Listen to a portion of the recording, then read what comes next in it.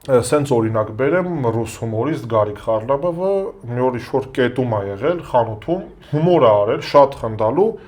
բայց վաճառողին ընդհանրապես չի ծիծաղել ու ինքը մտածել է միգուցե հասավ այն կետը, որ ես էլ չեմ կարողանում հումոր անեմ, արդյոք էլ ծիծաղելու չի։ Արդյոք եղել է ինչ-որ հոլովակ, ինչ-որ դեպք, որ դու քո մաքսիմումը դրել ես, բայց ոչ մի հետադարձ չի եղել, մտածել ես կարող է իմ մոտ ոնց որ էլ չի ստացվում հումորը։ Այդ տեսանկյունից երբեք չեմ նայի ոչ մի հարցի, չկա չստացվել։ Դու պետք է ում այդ բանին Խարլամովը երևի կասկածել է զուտ իր ուժերի վրա։ Հա մտածել կարող այսքան տարի հումոր եմ անում, այսօր էլ ոնց որ վсё, ես ծիծաղելու չեմ։ Այսինքն իր հացն է հումորը ու ստոպ նույնիսկ խնդալու չի։ Հա, չէ, ես զուտ կաշխատեմ իմ վրա։ Կաշխատեմ այնքան նորից կգնամ այդ իրապես այդ նույն խանութի աշխատողի մոտ մի բան կանեմ, որ իրան ծիծաղեցնեմ։ Բայց այստեղ հանձնվելու հարց է զուտ։ Հա, այստեղ ռուսերեն արտահայտություն կա, ես հայերեն կարող չի ասեմ, Տվորչեսկի ստուպոր